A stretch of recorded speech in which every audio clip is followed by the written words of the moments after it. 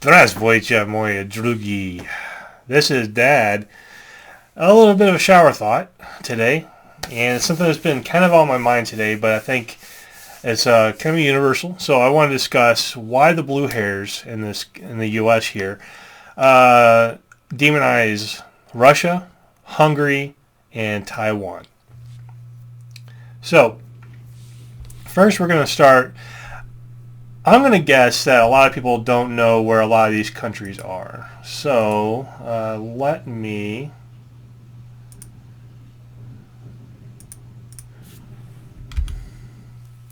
go ahead and share my screen. All right.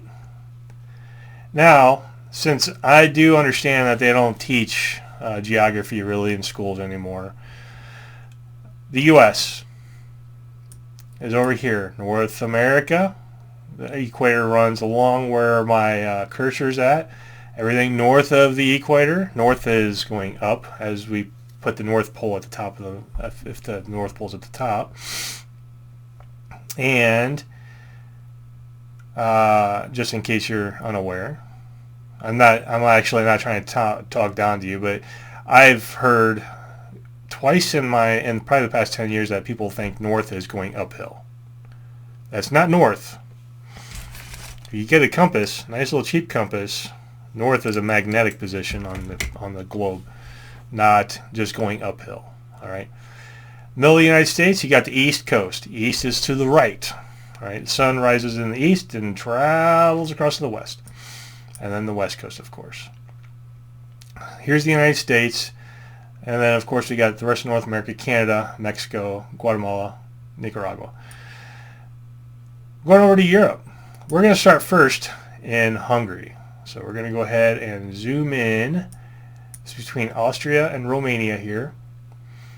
And what you see over here is like the Baltic regions, Croatia, Bosnia, Serbia, Montenegro, and Macedonia. This is the old Yugoslavia, right? And they broke up in the 90s after the fall of communism in the Soviet Union. Hungary is right here. Budapest is the capital of that. Now, why of all places is Hungary demonized in our country? I'm going to tell you why. First and foremost, it represents something that people don't want, that the blue hairs specifically don't want the American people to remember. And that is traditional values. Some of the things that they do in Budapest at the government level is that the government will not allow people to get student loans or grants for college degrees if that degree plan serves no purpose to the greater good of Hungary. Right? So if you want to go for engineering and a doctor and nursing and farming and anything that actually builds, constructs, or helps, you can get significant help in Hungary there. But if you just want to go get your feminist degree studies, underwater basket weaving, and so on and so forth, the government won't fund that because it serves no purpose to the greater good of the country. And second, the government also does not give women or anybody money or any consideration. If you leave the family unit and you leave the family unit and you take the kids, you're not going to get funding from the state to now live apart from the man. No, you have to live on your own, right? Now I don't know the law specifically. There may be some specific considerations. Say, the husband or the wife went to jail, or they're very abusive and this is proven, and so on and so forth. There may be special considerations for that. I don't think they're very, cut and dry on that.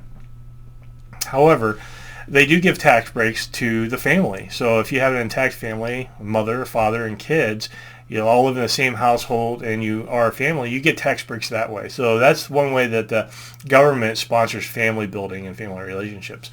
The blue hairs in this country need to drive that opinion. They need to make that a negative opinion. So they make up stories about Hungary, and they know that since they haven't taught any geography or any world geopolitics or geopolitics in or in our schools for at least 20 years, and they know that probably 99% of the kids coming out of high school and college in the United States can't even point out Hungary on the map, much less wouldn't want to go there, which is silly. It's a beautiful country, and this big lake down here is awesome place to go vacation. So Lake Balaton, and I've vacationed down here in this town, Castile, and it's awesome. It's a beautiful place. And Budapest, by the way, is one of my favorite cities, probably my favorite city in Europe. I love it. And it's very inexpensive to live there. So, and it's right from Austria. Vienna's right over here, just a train ride away. You can go up here to, I think it's right now, Slovakia, and then Bratislavia I think this is Bratislavia. I don't speak Slovakian. That's the capital, and also an excellent country and so forth. And Romania, I love Romania too, other than the fact that people throw water bottles all over the place on the roads.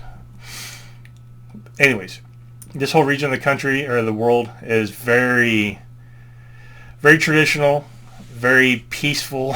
I mean peaceful like it's not hectic like in the States.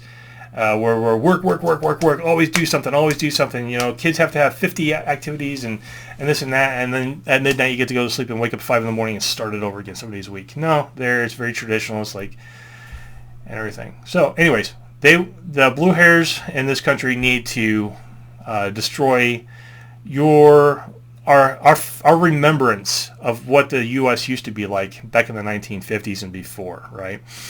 And especially before the 1960s when they started the welfare programs and really started instituting feminism and communism in our universities. The second area, Russia. So we're going to go past Ukraine, Belarus, Lithuania, Latvia, Estonia, past this wall of countries here, former Soviet republics, and then we go to St. Petersburg and Moscow where a vast majority of Russians live. St. Petersburg up here by Finland, and Moscow probably about an 8 or 10 hour drive in from Belarus. And then all these other places, just little villages. You have to understand all of Russia. And I'm going to put the eastern border. Can I get the eastern border over here? I'm going to have to really zoom out. So on the left of the screen is the western border. On the eastern part of the screen is the eastern border. And this is all of Russia. Over here, Siberia. It borders Mongolia. Over here, China. And then just a short drive into North Korea.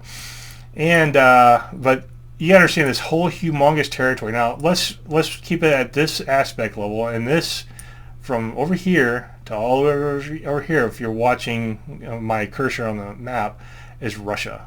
Let's keep the same aspect ratio for the United States.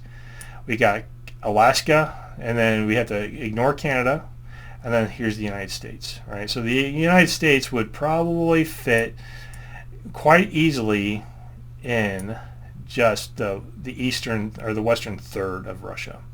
All right, so Russia is a massive land mass, but it also has a total population of New York State. So let's go back to the United States. Where's New York State? Oh, good thing you asked. Here's Maine and New Hampshire and Vermont. We know we're getting a little closer, so we're going to zoom in. We're going to zoom in. We're going to zoom in. And this is New York. New York City is going to be down here. Actually, no, I'm sorry. New York City is down here. I was looking at the wrong bay. Just a couple hours away from Boston, just a couple hours away from Philadelphia by train, a couple hours away from Washington, D.C. So this little spot here of New York, here's the border coming down and up in here, is the same population of all of Russia, right? But we demonized Russia because of, we started demonizing Russia with Harry Truman. Now, if you pay attention, a lot of previous blue hair presidents have, or presidential hopefuls, have said Harry Truman is one of the greatest presidents. No, actually, Harry Truman was just a redneck racist from Missouri that started demonizing Russia. Now, do I agree or disagree with demonizing Russia back then? I don't know, because I was back in the time of, I don't remember if it was Lenin and Stalin. I don't remember my specific timelines back then. That was back in the 30s. So almost 100 years ago. But we also, if you've ever read the book 1984, we always need that enemy. And the Soviet Empire was a convenient enemy back then. Mao Zedong hadn't started really taking over China by then, and so on and so forth. So do I agree or disagree with that? Well, I kind of disagree with it now, looking back in history, the hindsight part, because, Stalin, I think it was Stalin, was actually trying to, I think they were trying to soften the Soviet Empire, trying to build roads in with America, and America burned the Soviet Empire a few different times for politics only. We could have influenced the Soviet Empire to not being the Soviet Empire, and then seeing the fall of the Soviet Empire 30 years before we did, but we needed that great enemy, so we kind of inspired that, and then the Cold War came along. Anyways, why is Russia the enemy now? Well, first and foremost, they've always been a convenient enemy, and now we have 100 years of remembering that Russia and the Soviet Union is our traditional enemy on the map, okay? But if you've ever studied Russian culture, and I've never been to Russia, I've never gotten a visa, I would like to, and in the next couple of years I'm very hopeful. Hopefully I'll figure that part out, because embassies from Russia and the U.S. have canceled each other out right now because of Biden. But I say the great blue hair president, but they also represent a lot of traditional ways. Now I think they're going away from that, because now they're trying to instill feminism into Russia and so on and so forth, and they're doing it the same way feminism was instilled here. The difference is, like, women since the Soviet time have always worked. So even now, since Russia's, for all intents and purposes, very democratic country, not democratic like the Democratic Deutsche Republic or the Democratic Republic of North Korea, right? But we're talking about the democracy that we used to enjoy in the United States. Russia's very much kind of moved that way, And yeah, are they still have some of the oligarchy things going on? Yeah, of course, da, конечно. But that's also kind of a legacy from between the fall of the Soviet to getting democracy. There was probably a 10-year gap in there where people were just, the country was up in arms. In our country, we'll see the same here relatively soon. So we'll find out what's going to happen with that. We can learn a lot from Russia from that and figure out what's going to happen. But, we're already seeing the rise of the oligarchs in the in the United States. So we're going to see that as well. But, and by and large, Russia is still a very historic or traditional country where women, traditionally are expected to go to work, but they're also expected to want to get married, have kids, and so forth. And the issue with Russia really is Russia's still suffering from World War II, where they lost a lot of their men, right? So they're still, I think it's still 54% of the population, give or take, of Russia is still female. So there's a lot of women that don't ever find, that family there. And I think because of that, that's probably why we also have a little bit of a rise in not communism, but feminism. But it'll bring communism like everything else. And then let's go over here to North Korea. So we're going to go over here to North Korea. And I want to see North Korea as an example of what potentially could happen. We could also bring up Cuba. We could also bring up Venezuela over in the north or the Eastern Hemisphere. And or Western Hemisphere anyways, I'm sorry. And North Korea is an example of what happens when you breed an idea into somebody for 100 years, right? People are taught in school that the Un family dynasty are gods, right? And you can't even mention that the president's hair or the dictator's hair, whatever, Kim Jong-un, is his hair's out, you can get executed for even saying something that is somewhat critical of North Korea.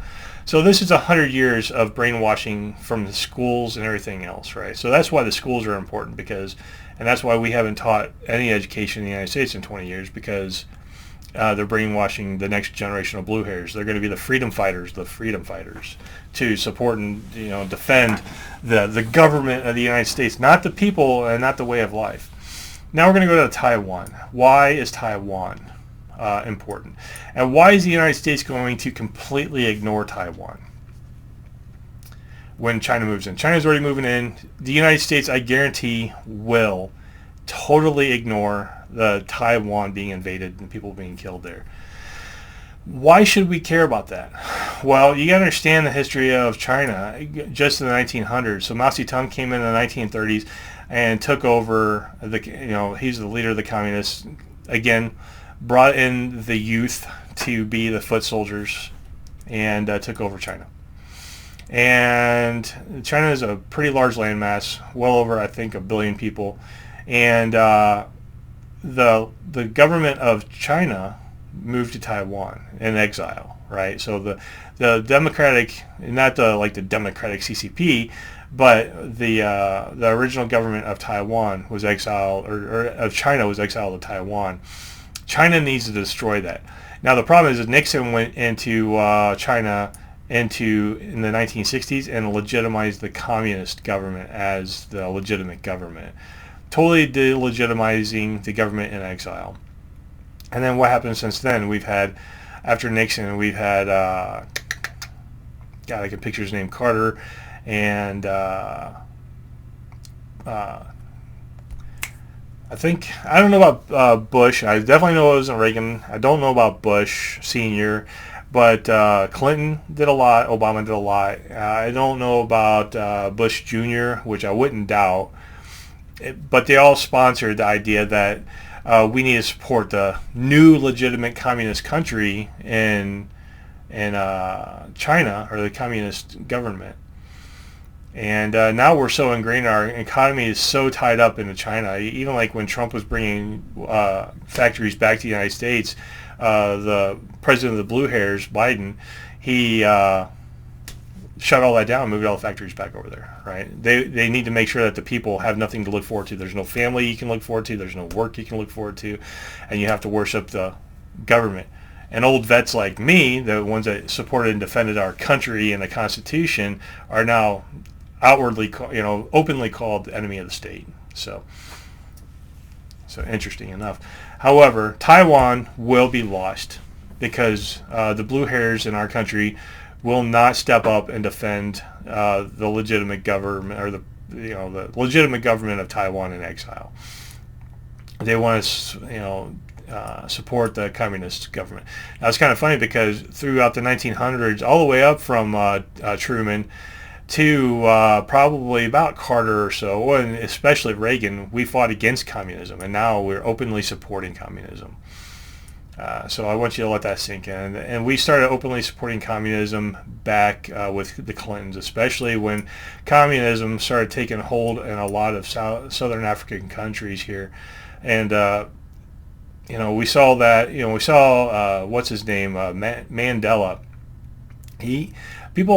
People glorify Mandela, but he was a communist leader trying to take over South Africa, and now the communists are taking over South Africa. And some of these other countries over here. Now, I'm not going to show how ignorant I am, but a lot of these countries over here have some communist influences. And I don't know off the top of my head which southeastern country it was, but there was a country made here fairly recently, within the past 50, 60 years, I believe. And what happens? They went straight into communism, and then that country almost immediately failed as a country. So, that's the history of communism in Africa. But it's certainly taken over a lot of the South African places. And then we've got Zambia here. What am I thinking of? Zambia. Maybe I'm not thinking of the right country. I thought it was Zambia though, with Mugabe. I gotta admit, though, that I am not a perfect African historian. I know enough to make myself dangerous. I know more about the Somali Peninsula, Somalia, Ethiopia, Eritrea. That's the part of Africa I really know about. And then, of course, Egypt, which everybody forgets that Egypt is actually African. Anyways, this is my shower thought of why the U.S., the government of the United States anyways, has so demonized, Hungary, Russia, why we're going to ignore Taiwan. And then, of course, we have the example of North Korea that still exists right now. And we're seeing the example down here in Venezuela. We should show you how close Venezuela is to us. Venezuela is right there. Here's Caracas, right? And you can take a boat from Florida down to Venezuela relatively shortly. Probably a couple days of floating around some of these islands. So we want to think that these places are great and distant from us, but they're not. Look at Cuba. Cuba, you can actually take a rowboat across to Florida. Venezuela, not too much further away. And that's it. That's why the bluehairs in the United States really want to demonize these countries. And I think that some of these other countries that they're, like Ukraine, we're going to sacrifice Ukraine. And why? I am honestly not sure. We're not, actually, the United States isn't going to directly sacrifice Ukraine. The United States is going to allow a lot of the weapons manufacturers here to support NATO's involvement in Ukraine for weapons sales. So the United States blue hair government is going to support,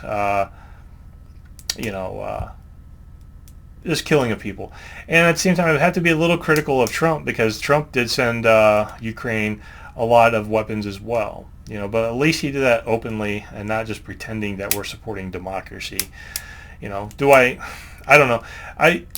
Here's the thing with Ukraine, and you can tell me how wrong I am on this, but from my understanding, Ukraine is almost already like 4 separate countries. They've been talking about Ukraine kind of breaking up into 4 separate provinces for probably 15 or 20 years now. Ukraine is kind of thinly held together as far as I understand, and I don't know if it's because previous administrations in Ukraine have kind of destroyed the nationality of Ukraine or whatnot. I don't know if there's still a lot of old Russian influence in there that and I certainly wouldn't think that there's not a lot of Russian influence there already because you got down here Sevastopol, down here in I forget this little. I should know this because it's been in the news for the past 20 years, 10 years or so. I'll come back to that, but Russia now has taken that. Donetsk is probably going to go to Russia as well. And a lot of this over here is just a lot of Russian influence, and this is a historical Russian influence. This isn't anything new. But the only reason the U.S. is really going to get involved, it has jack shit to do with NATO. I could care, I don't think the U.S. even cares about NATO other than the fact that it's a good vehicle for us to help promote warfare and the overthrow of governments. And we only want to overthrow governments because, in South America we overthrew governments for resources, and in Europe we're going to overthrow governments kind of for resources, but also just for weapon sales, right? So, and since we've, been kind of had a lot of these other countries on the U.S.'s nipple for a long time through the, using NATO as that mama's tit. It's going to be interesting to see how this is going to play out, and I do feel for the people of Ukraine. I've met a few Ukrainians. I spent some time in Ukraine, south down here. I know it was way south of Kiev, out in the middle of a swamp. I wouldn't call it a swamp. It was just a very wet field that pretty much did a field problem in for a long time. But people always seem very nice, and just like, well, I have a preference for Slavic women as well. So I thought the women of Ukraine were just like the women of like Moldova, Slovakia, Lithuania, beautiful women, So, and also down here in the old Baltic regions, in Bosnia, Kosovo, Montenegro, I have a preference for Slavic women. I'm sorry. And so that kind of does that define some of my opinions. It probably shades it a little bit, of course. Anyways, A little history lesson. In case none of you, if you're younger, young man, young lady, and you're not used to looking at this, I want you to think about the geopolitics of what you're being told on the news. And the news cycle is definitely not your friend. It's just propaganda in this country. They need every one of you young men and women to be foot soldiers for the new blue hair army. And all that's really going to mean is a lot of you, if our Civil War ever goes kinetic, a lot of you blue hairs are unfortunately going to make your parents very sad because you're going to die, because you've been brought up to believe that words are violence. And I don't care. When you compare a bullet to a word, a bullet will win, a knife will win, a grenade will win. And and that's why they need to turn our United States military into a blue-haired force.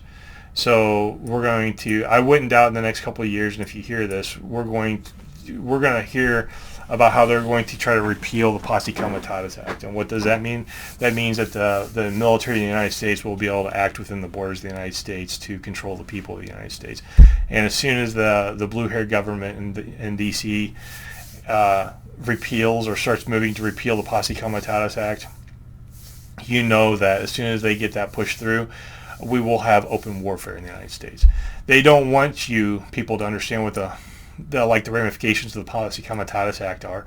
They don't want you to remember or understand why we're demonizing Hungary. They don't want you to understand why we're demonizing Russia. They don't want you to understand why we should completely ignore Taiwan. Why we should understand, or you shouldn't understand the implications of what's happening in North Korea, and how this is an example of what is going to come to the United States. Have a great day, ladies and gentlemen, young boys and girls.